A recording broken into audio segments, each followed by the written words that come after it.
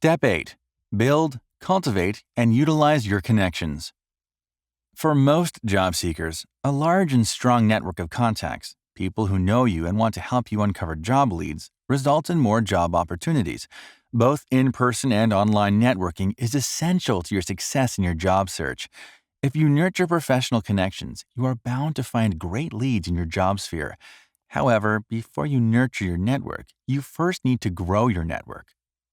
Growing your network. You need to look at all possible avenues to grow your network.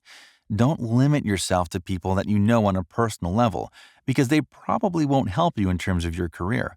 Remember, we are talking about network connections here, not friendships. If you're looking for a quick fix, career fairs are great opportunities to build your network.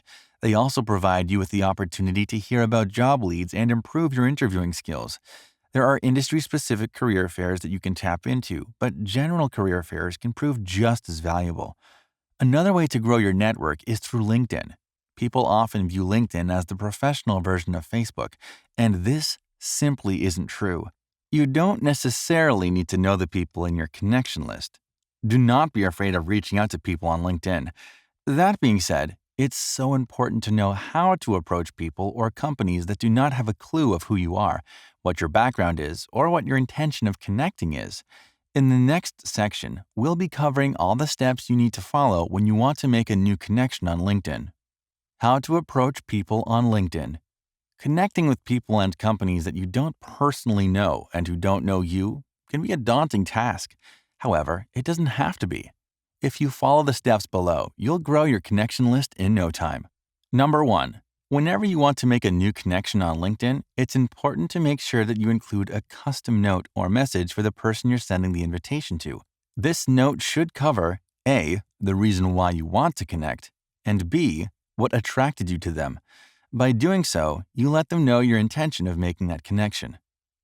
Example. Hello, name. I see that you're currently working in the industry or field, which I am currently in or interested in, and I would love to connect on this common interest. Number 2. Do not ever ask a person that does not know you to refer you for a job or inquire with them regarding whether they have any vacancies for a candidate like you. They do not know you. Do not expect them to do much for you, as there are so many candidates like you who have probably approached them and asked them the same thing. Number 3. To start a conversation with someone on LinkedIn, you can ask about some of their ongoing projects. Make your questions relevant and intelligent. If you don't have relevant and intellectual questions regarding the industry you want to enter or are currently in, then you should do some more research. You can also ask about their company projects. This will show them that you have a keen interest in their company and its projects. Take it a step further and ask them to introduce you to some of the hot topics in the industry so that you can boost your knowledge in those areas while searching for jobs. Number 4. Once you've established a rapport with your connections, you can ask them to review your resume or LinkedIn profile and give you some feedback, if they have time to do so. Don't start with this. Nobody wants to be bothered with a resume straight out of the gate. After going over these first steps, it's time to move on to the last one to make a meaningful connection. Number 5. If a connection lives in your city, you can ask for a coffee meeting. You can also ask your connection to see if they'd be willing to mentor you while you're seeking employment. At this point, you'd have a connection who knows you and can help you on your job hunting journey. Success! What is a coffee meeting? A coffee meeting involves you asking a professional to meet with you for a short period of time to talk about a work-related subject. Because we usually request this by going to a coffee shop to have a coffee together, it is called a coffee meeting. The coffee meeting is the cornerstone of building meaningful connections. Other than being neutral and effective, it is also the safest way to meet someone who you don't know on a personal level. This is where you can begin laying the groundwork for a good professional relationship. Top tip: always be early for your coffee meeting. No one likes to have their time wasted. If you're going to pitch up late or not at all, not only will you miss out on the connection, but you may have just burnt a bridge. If you want to make the most out of a coffee meeting, follow these simple tips. Number 1. Be clear about what you want. A. Introduce yourself. B. Showcase your knowledge of their work. C. Tell them exactly what you want to discuss. D. Propose a meeting time and place. E. Don't use vague phrases like, "I'd like to pick your brain." Number 2. Do your due diligence. A. You should already know who they are and what they do, so skip those small talk questions. B. Read up as much as you can on them, from public profiles to news articles about them and any informative articles they may have written. C. Ask your most important questions first in case the meeting needs to be cut short. Number 3. Foot the bill. A. This is common courtesy.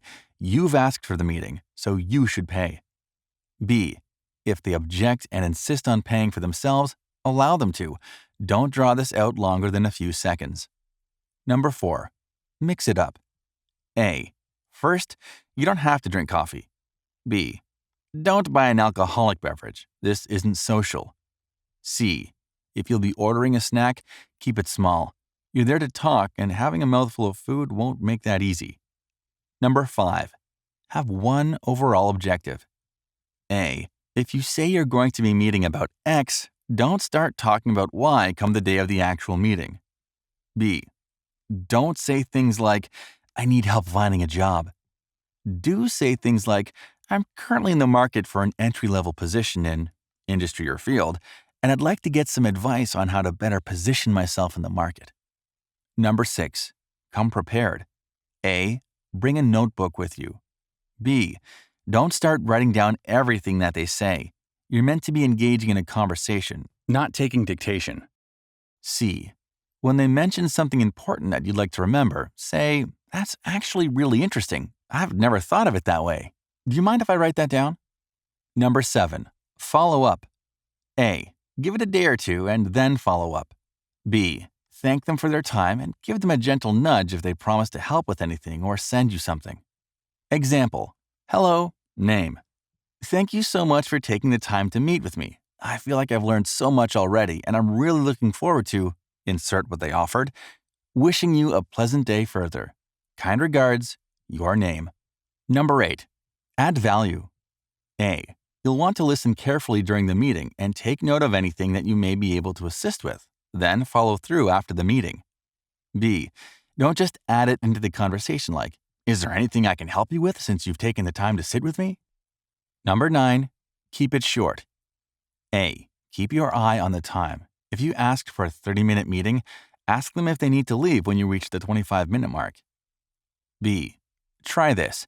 We're coming up to the end of our time. I wish we had more time to continue this conversation, but I, of course, understand if you have to leave. C. If they offer to stay a while longer, keep the conversation going. Number 10. Second follow-up. A. About 2 to 3 weeks after the meeting, follow up again. This one can be a little less formal. B. Try, hi, name. Your advice helped me, insert outcome. I just wanted to thank you so much for your guidance and let you know that I'd love to return the favor one day. These principles are especially effective for new graduates that are looking to find a mentor or someone that will be an ally as they step into their prospective careers. With this nailed down, you'll need to nurture your connections. How to nurture your connections. When you begin developing your circle of connections, you will need to nurture them. To do this, follow the rule of thumb of giving before receiving. If you've already asked someone for a coffee meeting, don't pressure them to keep giving.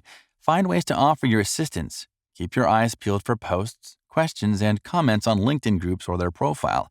You might just know something or someone that can help them. Give 3 times and ask once. Then give 3 more times before asking again. There are exceptions to this rule, of course, but this is a surefire way to develop those networks into groups of lifelong connections. Send them links that you think might interest them. Strike up conversations regarding current affairs that might impact your common industry. If you can do this, your connections will flourish. Mentorship for the win. A little earlier, we looked at the prospect of having a mentor to guide you through your new or developing career. Mentors can unlock doors for you that the average connection can't, and it's imperative that you find someone who is willing to guide you, not someone who will just send you a couple of emails a month and call it a mentorship. Our tip for finding a good mentor is to try and find someone that is just 1 or 2 levels above you in terms of corporate rank. You're more likely to get more time and get good advice from someone who just navigated the space you're in.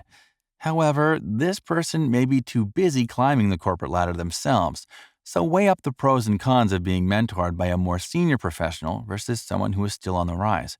Ultimately, a good mentor should be A keen listener, honest, experienced, knowledgeable about the industry, willing to spend time with you, willing to give you constructive feedback. With a good mentor on your side, you might find that the road to your next big break is shorter than you had imagined. Now, let's discuss the application process in more detail. End of chapter checklist.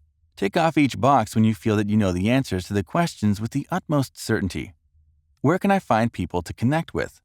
Are there virtual networking events I can join? Do I understand the principles of a good coffee meeting? Do I know how to nurture connections?